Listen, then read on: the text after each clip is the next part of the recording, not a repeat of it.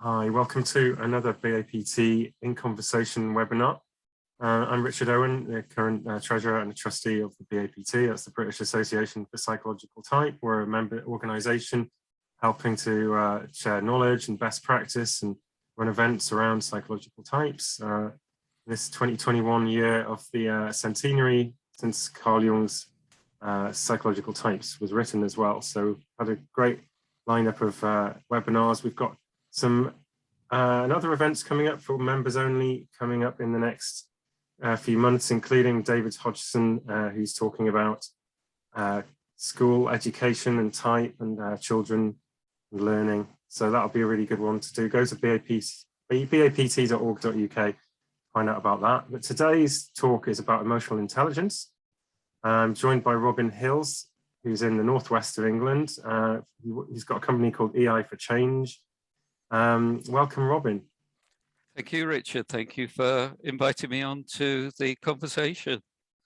Great to have you here. It's quite a hot topic at the minute, emotional intelligence. I mean, when did you get started with it, and you know, where did your journey in psychology bring you to this point? What route did you take? Well, let me take you back to last century when I started my career. I was working in medical selling. And I was working in the London teaching hospitals as a 20, 30-year-old, going in, talking to eminent physicians and surgeons around the medicines that they should be prescribing for their patients. So you can imagine I was met with a lot of emotion that wasn't particularly well directed on many occasions, and I became interested in the way in which people behaved. Why did some of the eminent surgeons have all the time in the world for me, while some of them thought that I was something that came out the back end of the cow over my shoulder? And it wasn't until I moved up to the northwest to take up a leadership role, which coincidentally was 25 years ago, which is the date when Daniel Goldman published his work in emotional intelligence. So we've got another anniversary. We've got the centenary of Carl Jung's work, and we've got the quarter centenary of Daniel Goldman's work in emotional intelligence coming together in 2021. And I was reading a newspaper article, and it was a book review on Daniel Goldman's book on emotional intelligence, and suddenly the light went on in my head, and I thought, this explains a lot of the behaviors I've been experiencing. This explains a lot of my behavior. So I actually got hold of the book, which is not an easy read, and digested it, and really from that moment onwards, I wanted to develop a career in emotional intelligence, which really wasn't possible and wasn't feasible at the time with a young family. So I went into recruitment and into general management to get some leadership experience. And after 5 years, that role was made redundant.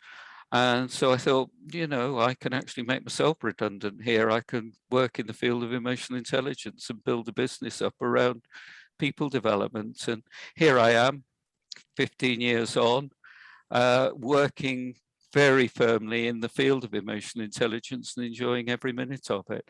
And it's been a roller coaster of emotions. It's interesting. Yeah, so you've built up a business, I believe, doing online courses mainly at the minute. Is that right? Yes, I have well over 24 online courses based fundamentally around emotional intelligence, which are available on a number of platforms. But people might not go in and think, oh, I must buy a course on emotional intelligence. Although I've got some introductory courses available. What they're looking at is conflict resolution. They're looking at equality and diversity. They're looking at team building. They're looking at leadership. They're looking at communication skills, communication styles. They're looking at motivation. They're looking at understanding people in different ways and to different depths. So a lot of my courses are underpinned with Jungian psychology and underpinned with William Moulton Marsden's work with behavior and emotions in the environment. Okay, so you've made sort of applied courses that relate to everyday sort of situations at work and things that people will be able to use the ideas in practice. So what is the, just let's go back to like defining emotional intelligence. You know, for you, what are the sort of core pillars of that you work with in emotional intelligence? Yeah, well, very, very simply, emotional intelligence consists of two words, emotions or emotional and intelligence, and put the two together and they seem to be fighting together. How can emotions and intelligence work together? Surely they cancel each other out. Well, no, emotions are fundamentally what makes us exist, what makes us live, what gives us the richness in life. And it's how we bring our intelligence to our emotions.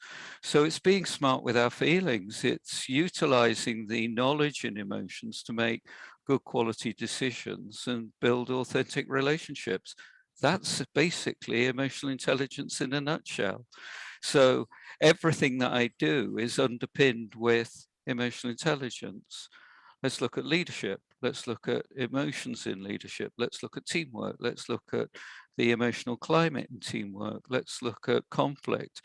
Let's look at the emotions that people experience when they're going through conflict, because it's the emotions that are the things that stop us from progressing, stop us from moving forward. Mm. So are you talking about the sign of emotions, you know, when people become defensive and react in a conflict situation, you know, and what can we do with that then using emotional intelligence to help things better? Well, let's go back to the original work of the American psychologists who looked at emotional intelligence and looked at working with emotions as an ability, and saying, if you've got this ability to understand emotions and work with emotions and perceive emotions well, then it is an intelligence. And Daniel Goldman built upon their work, and I'll come back to his model later on in the conversation. But he looked at emotional intelligence more as a range of competencies which can be applied. But I think we've got to recognize that all the time we are experiencing emotions. I'm experiencing emotions now, you're experiencing emotions. Anybody listening to this is experiencing emotions. And I'm hoping that's leading to them feeling pleasant about what it is that we're talking about. So what we need to do with emotional intelligence is to dispel a few myths around emotions. And one of the biggest myths, and one of that I keep banging my head against a brick wall about, is this idea of positive and negative emotions. Emotions are emotions. They're not positive, they're not negative. They're filtered in the brain, in the emotional part of the brain, in the limbic system through the amygdala. That has no language processing capability. So we assign a label to the emotions, being positive and negative, through the way in which we think about the emotions, but it's wrong. It's not the emotions that are positive or negative, it's the behavior, it's the way in which we react to those emotions that are positive or negative. So yes, we experience unpleasant emotions and we experience pleasant emotions, but each of them have a purpose and each of them help us with our performance. So if we're looking at unpleasant emotions, there are unpleasant emotions which are quite constructive. So prior to me meeting you this evening, even though I know you and we've spoken many, many times and I've talked about type many times, I was experiencing unpleasant emotions of anxiety and nervousness. Good, because I needed the physiological changes in my body to be able to come and hopefully have a good conversation with you. Without that, it would be very robotic and there would be no emotion behind it. So I don't like experiencing those emotions, but they're constructive. Now, unpleasant emotions which are destructive, it's when you get continued levels of stress and anxiety that draw you down into the depths of despair and the depths of depression. And we all go through that from time to time, where things are just coming on top of us from every angle, and we get to a point where we feel we can't cope. So our emotions then, again, are not negative. They're being destructive and they're unpleasant. So reframing and looking at them in that way is a different way of being able to work with them and manage them. So you're talking about, perceiving emotions and learning from what it is they're trying to tell us without judging them as positive or negative. Is that sort of what you're trying to say here?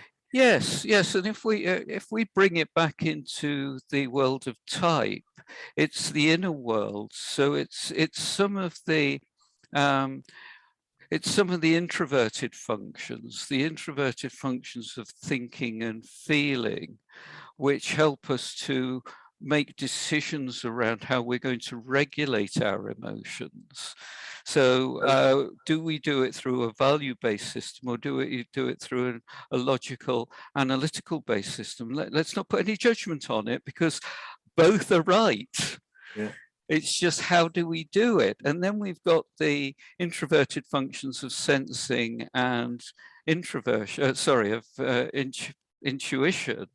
And these help us to have this awareness of our emotions. So the introverted sensing helps us to actually be aware and sense the emotion and have an understanding of those emotions, because they are in our inner world. They are introverted by their very nature. And then the introverted intuition helps us to draw patterns and put meaning to those emotions. So by looking at the mental functions in terms of working with emotional intelligence and with emotions, suddenly opens up a whole new vista and a whole new arena for us to explore as type practitioners. Yeah, that's fascinating. So, I mean, that brings us into the world, how typology and emotional intelligence work together. And I mean, it's fascinating, like, I think I'd agree with you, that each of the 8 Jungian functions or processes, that they are different forms of intelligence in their own right. The way to be introverted, thinkingly intelligent, which is probably a more sort of traditional rationalistic sort of intelligence, but there's also, a way to be introverted, intuitive, intelligent, which is something that I get drawn to more, to have a sort of more of a holistic and sort of synthesizing view of things. So tell me a bit more about the other function, the extroverted functions. How can they be involved with? Well, let me wind back a little bit. I did say I would come back to Goldman's framework, and Daniel Goldman's framework around emotional intelligence looks at basically 5 components. One of them is motivation, which doesn't necessarily fit within type, because the motivation itself is difficult to measure. And what motivates you, Richard, is not going to motivate me. And what motivates me on a Monday morning is not necessarily going to motivate me on a Friday afternoon. So if we recognize motivation as being part of emotional intelligence, it's the internal drive that I need to motivate myself and the knowledge and awareness of how to motivate other people. We can park that to one side, and perhaps that's worth exploring at some future date when I've really worked at understanding that at more detail. But if we look at the other 4 components of emotional intelligence, the first 2 sit within the inner world of self-awareness and the inner world of self-regulation. And then the outer world is the outer world of empathy and the outer world of social skills. So those are the 4 components from Daniel Goldman's framework, which when we now look at them with a type lens, we can see that the self-awareness is very much the sensing and intuition that is introverted. And we can then look at the self-regulation, which is the thinking and the feeling, which is introverted. So those two work really, really nicely together. Then when we look at the outer world of extroversion. So empathy is there looking at thinking and feeling, extroverted thinking, extroverted feeling, and the social skills is the extroverted sensing and the extroverted intuition. Interesting. It's interesting that extroverted feeling isn't under social skills. Is there a reason why it's not kind of? Well, I think extroverted feeling does sit within social skills to a certain extent, but extroverted feeling is more around empathizing with other people and valuing their perspective and seeing it through their viewpoint.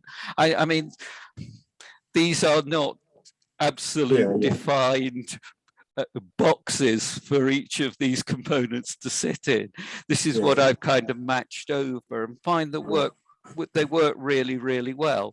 But there's a lot of fluidity within all of these models, and you know, to absolutely define, oh, it's extroverted feeling, it sits here, I think denies extroverted feeling the value that it's got wherever it sits in the model. Yeah, you're right. I mean, I suppose to a certain degree, you could explore all the different pillars with all the different functions, you know, and there must be an aspect of all of them in each function. But I guess what you're doing there, so the regulation, let's talk about the regulation bit then. Was that the introverted feeling, introverted thinking? Tell me a bit more about how you see that work.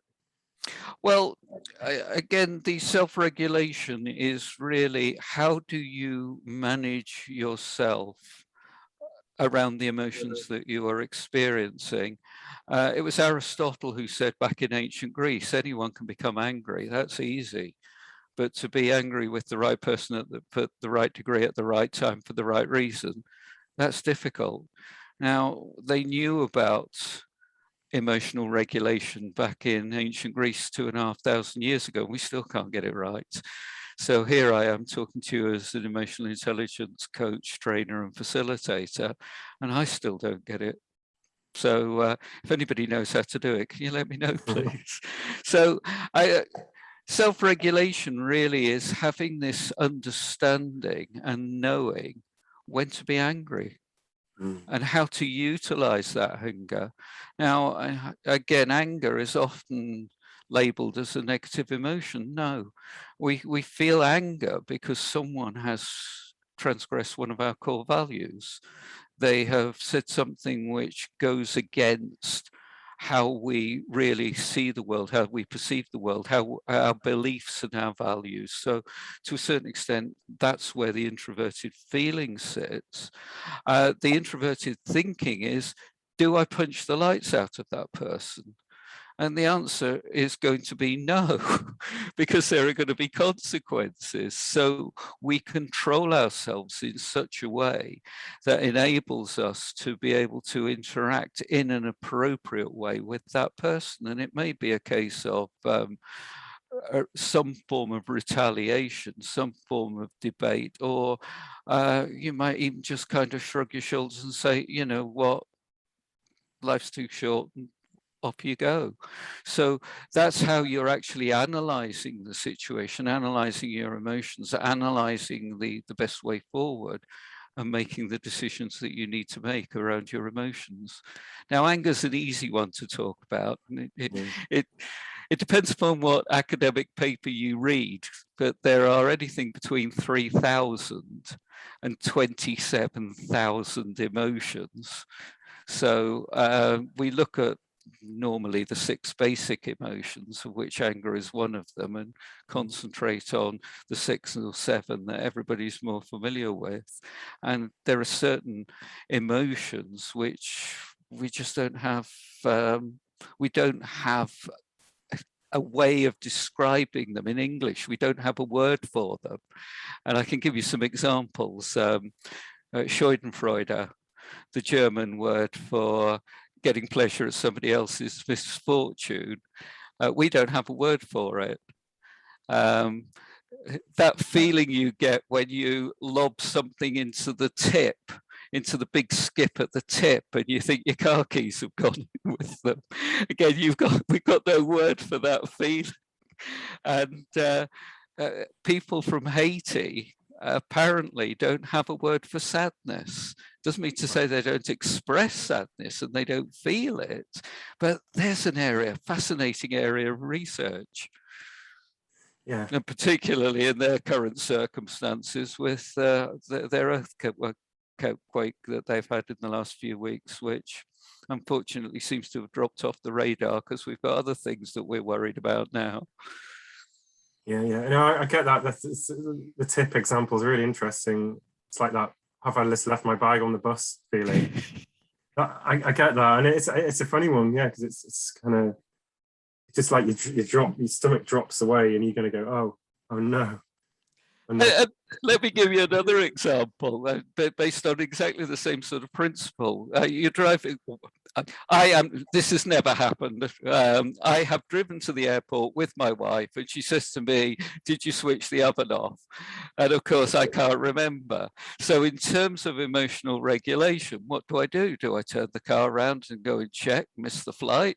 Or do we have a big argument in the car? Or do I bite my lip, drive on, try and reassure her? And, you know, a lot of that is all around emotional regulation, self-regulation. Yeah. This is what it's about. Emotional intelligence. Well, this is what it's about. You know, ultimately, it's those everyday situations in the car with your partner. And like, how do you use your knowledge of emotional intelligence to improve that situation? So, you know, is it something that you might, you know, on a good day, be able to think through, you know, some of the sort of ideas and theories and apply them to come through that situation? Yeah, you haven't posed this question, but let me pose the question. Am I emotionally intelligent? Am I emotionally intelligent in that situation to deal with it in an appropriate way? Now, if I answer yes, it's rather arrogant, self-conceited. Oh yeah, nothing faces me like that at all. Knowing full well that that is complete balderdash, because I'm still learning, I'm still growing. But if I answer no, why am I working in the field of emotional intelligence? It's work in progress, Richard. There are times when I'll go into a debate, an intense debate with my wife, and I'll come out of it and we will have worked on a particular issue well, and we'll feel good about each other. And there are other times when we completely screw up, and I would happily put her 6 foot under and blow the consequences. But, you know, that's part of being in a relationship. Yeah. So how do you work through those good times and how do you work through those bad times? Because that gives balance to the relationship. And look at your partner, look at my partner. We've been, the royal we, you, Richard, and me, Robin, we've been married for a number of years. We love our partners, but that emotion has changed from the infatuation and lust right at the beginning through to a kind of, well, let's talk about whether we've left the oven on and who's going to do the grocery shopping at the weekend. So love is not skipping happily through the fields, hello trees, hello grass, hello flowers. It kind of beds down into a relationship of balance, and in certain relationships they don't work out. But fortunately for me and for you currently, our relationships are working well. Yeah, well, absolutely. You know, no matter how much you learn, I agree. There's just days when it goes badly, and hopefully you reflect and learn and move on. But you know, let's say on a good day, then, you know, what successes have you had applying this stuff? You know, when it has worked. Well, I've got a very simple set of questions that I ask myself. Does this need to be said? Does this need to be said by me? And does this need to be said by me now? And if the answer to all of those is yes, then in I go. If any of those answers are no, Choose your time, Robin. Mm-hmm. And it's a great way of actually testing the situation to see whether it is the right time, because emotional intelligence is not about me, it's about the other person, it's about empathy, it's about doing the right thing, it's from seeing it from their viewpoint. So we might need to talk about the overdraft, but when she comes in from her latest shopping trip and she's absolutely shattered, is that the best time to have that conversation? Probably not. Yeah, that's great. I mean, there's a practical thing to take away from this, this conversation for people listening. The questions are, does it need to be said? Does it need to be said by me? Does it need to be said now? That could make a difference for some people. It could be. And the other thing is, when you're coming to making a decision, you might disagree with somebody, but you might actually then say to yourself, can I agree to disagree and commit? So we might disagree about where we go to eat, but if I agree and commit to go to the local Indian because that's what my friends want, that's what my partner wants, that's what we've agreed to do, there's no going along there with a and we have a lousy meal, well, I told you so. You go along there and you have a good time. And that is utilizing your emotions in the most appropriate way. And the other thing about empathy is you don't have to agree with the other person. If they are vehemently opposed to something that you're talking about, all you have to do is to understand. So you don't have to change your political affiliation because somebody has a different way of perceiving it. That's interesting. What is it that I'm missing? Help me to understand a little bit more around why you see it that way. I've got a different view, but I'm interested in hearing what it is that has led you to this viewpoint. Yeah, and it's interesting because social media is rife and full and seems to foster these kind of clashes. Whether it's politics or psychological theories or whatever, people will start fighting over ideas and perspectives. So, is there a way that we can use these theories to, let's say, minimize the online conflict, or is that forum more difficult to work with?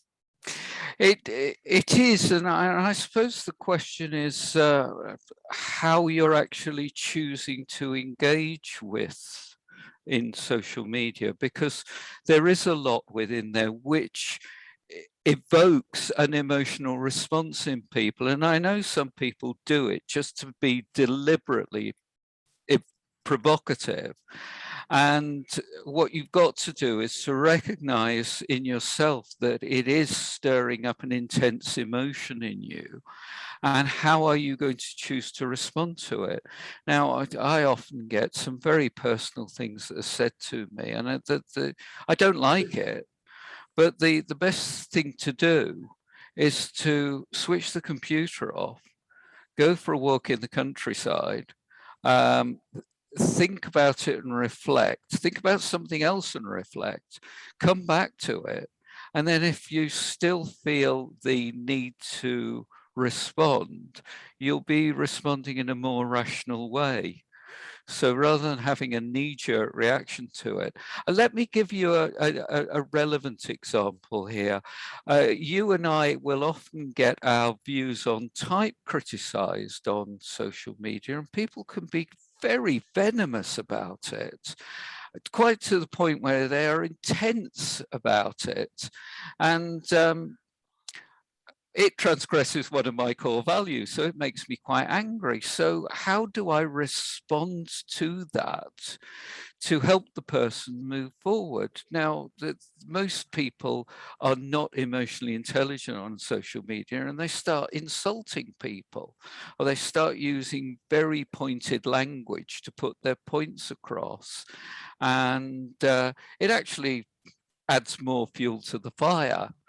So to be able to rationally put a counter argument to some of the nonsense that we have been exposed to around type takes quite a degree of emotional control, rational thinking, managing emotions, emotional intelligence. Yeah, well, absolutely. Yeah, I mean, that's, you know, these things can be quite triggering for people. I think people are seeing so much of it in life, and you know, how can we help, you know, say our kids to be more safe on social media, and what core emotional intelligence would you teach your kids, for instance, to try and avoid these kind of like conflicts and bullying and all the rest of it? I think the important point here is to open up dialogue with your children and build up a relationship with them so that there's that level of trust between you and your child. And it works both ways. The child feels that they can come along and trust you with something that they are worried about because you'll have the time for them. You'll sit and listen to them. You'll talk to them. You'll share your own vulnerabilities with them. And you'll have a proper dialogue, and you build up a good quality relationship with them. And to a certain extent, you trust your child to go out onto the internet and to engage with people in as adult a way as they possibly can for their level of maturity. So I think as a fathers, we are always concerned about what our children are doing and what they're saying. But I think what we've got to do is to push them out into the big wide world. They'll live, they'll grow, they'll get their fingers burnt, but as long as they do it in a loving parental relationship, then I think that's all you can give them. And I know you've got two very young daughters. The best thing that you can give them, Richard, is that love of a father, which is something else that they can't get from anybody else. And just enjoy every moment of that. And that is emotional intelligence. Yeah, I wonder, you know, do you think, you know, our generation who weren't prepared for social media coming along, you know, did we kind of not have enough emotional intelligence training, and therefore there's all this conflict? And do you see this movement as it is that you're part of, you know, that's come through with Daniel Goleman? Are things changing to a point where future generations will have a generally greater emotional intelligence, or do you think we're still failing? Yes, all the way to answering all of those questions. I think I'm a wee small pebble in an ocean making a tiny ripple, but I'd rather make a tiny ripple than nothing at all. I look at some of the reactions that people have had to the pandemic and the way in which people are behaving and have behaved, and I hang my head in shame and think, you know, are we really caring, sharing human beings, being empathetic here and being understanding and tolerant of each other? And I think over the years we haven't been, and I think moving forward we won't be. There's a degree of selfishness in a lot of people, that really they want the best for themselves to the detriment of everyone else. And you know, if we can change a few people's opinions along the way, whether we do it with emotional intelligence or with a better level of self-awareness through type, that's all we can hope for. That's all we can hope for. Well, yeah, so hopefully it's a shift in the right direction, definitely. Yeah, I'm optimistic. I've got to remain that way, because otherwise you're looking into the pits of despair, and that's where I don't want to look. So let's talk about some of the resources.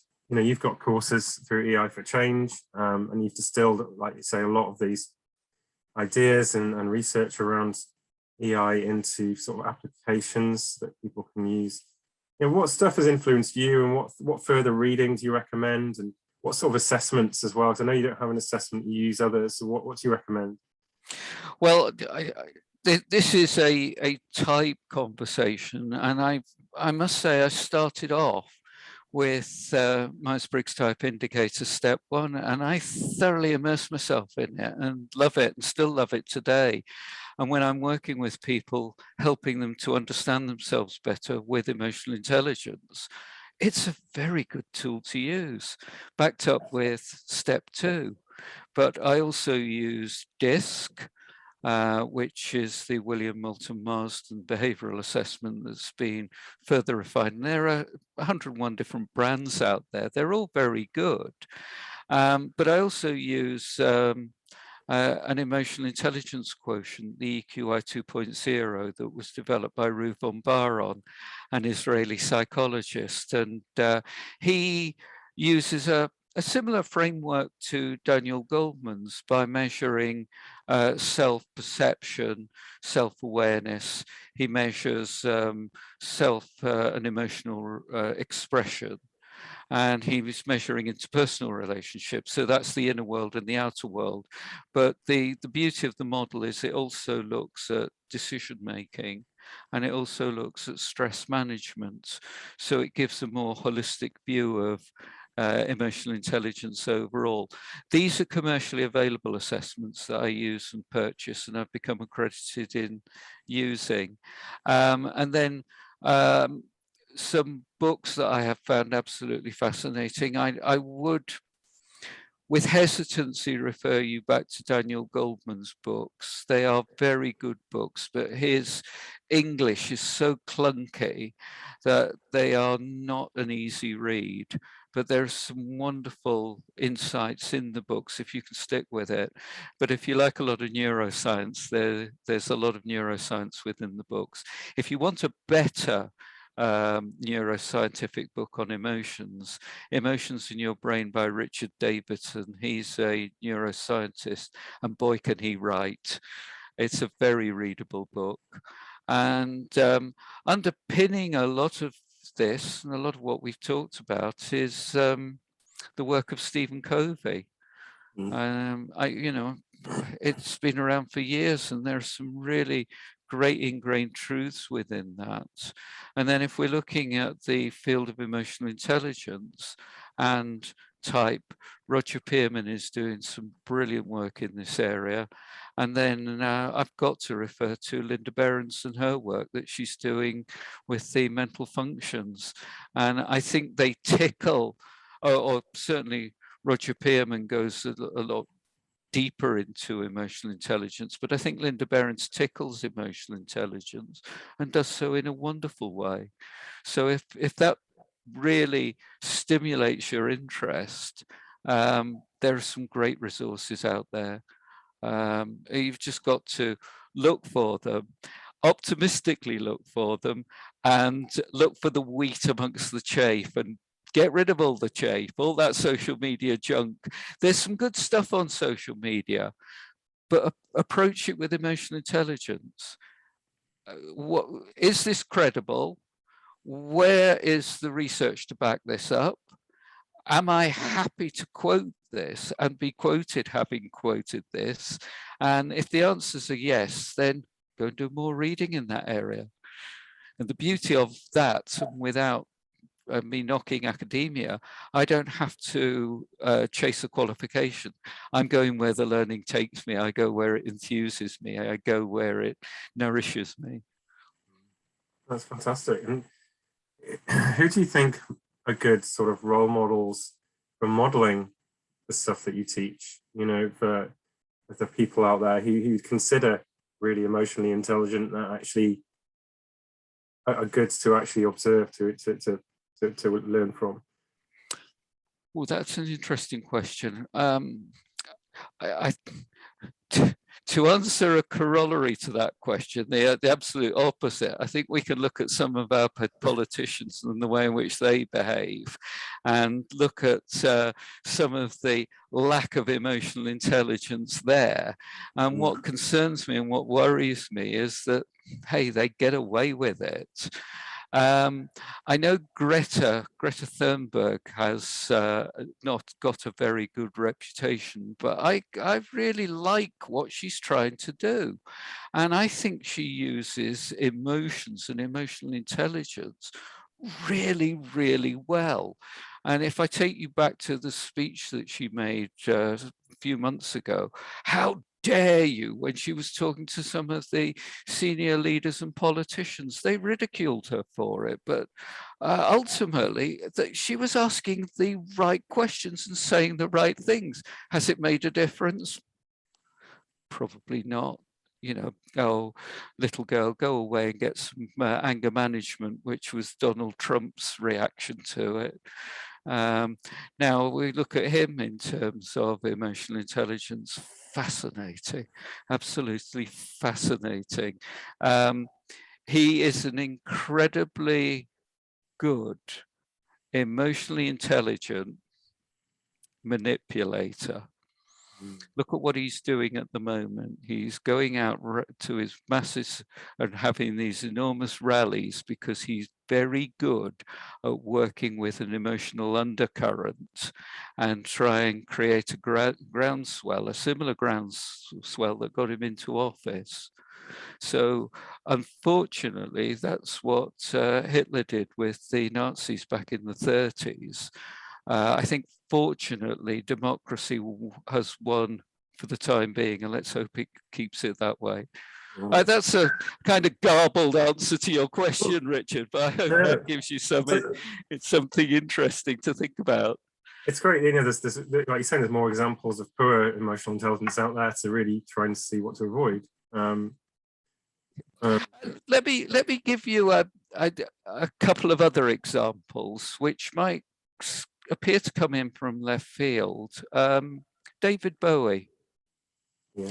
There's an example of somebody who had a lot of intellect and intelligence around a number of different areas other than purely his music. He had an ability to change what he was doing, and he didn't care about necessarily his popularity in terms of doing so. He had an ability to be able to engage people emotionally through his art, to take a lot of people along with him.